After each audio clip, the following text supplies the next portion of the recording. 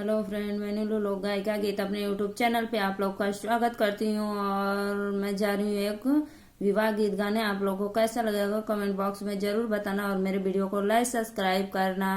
राधे राधे। बाबा कुसुम बोअवला लंबी दूरी, कुसुम कैसे लोढ़ा बहो।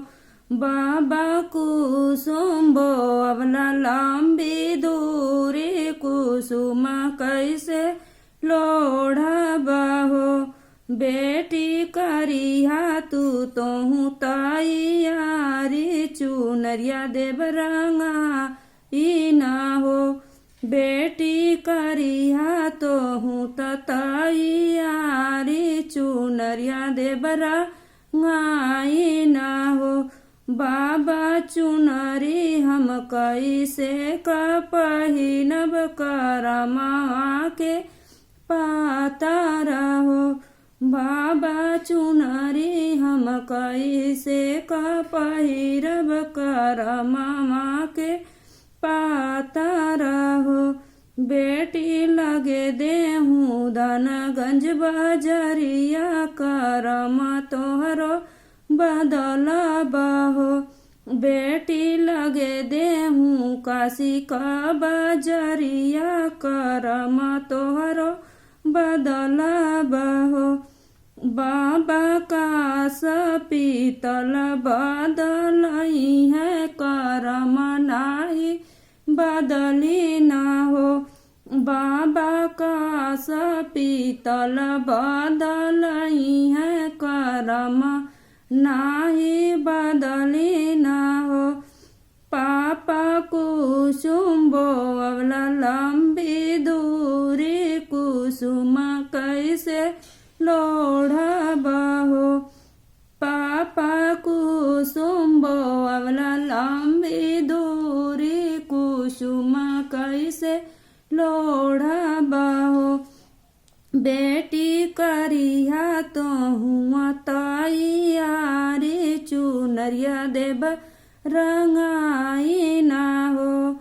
बाबा हमहू का बाबा चुनरी कैसे कहम पहिनब, करमवा के पाता रहो। बेटी लगे देहूँ काशी में बजरिया, करम तोहर बदल बहो।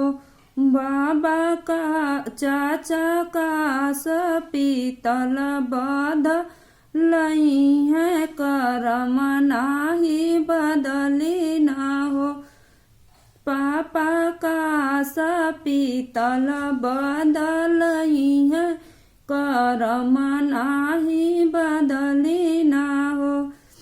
चाचा कुसुम बोअवला लंबी दूरी, कुसुम कैसे लोढ़ा बहो।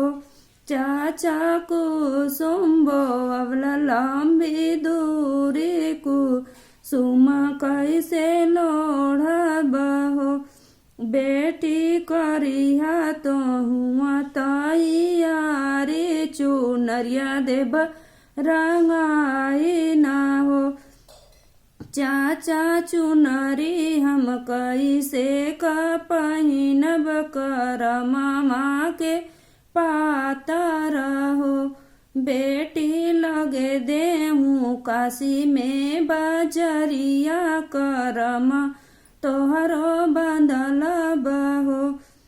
चाचा का पीतल बदलई है, करम नाही बदली ना हो। चाचा का पीतल बदलई है, करम नाही बदली ना हो। भैया कुसुम बोअवला लंबी दूरी, कुसुम कैसे लोढ़ा बहो। दीदी करिया तो हुआ तैयारी, चुनरिया देव रंगाई ना हो। हम भैया कैसे पहिनब चुनरिया करमवा के पातर हो।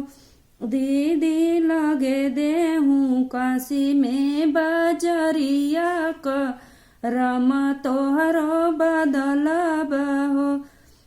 भैया कास पीतल बदलई है करम नाई बदले ना हो। भैया कास पीतल बदलई है करम नाई बदले ना हो। हेलो फ्रेंड, मेरा गीत आप लोग को बहुत पसंद आया होगा और आप लोग एक बार जरूर मेरा गीत सुनिएगा। राधे राधे।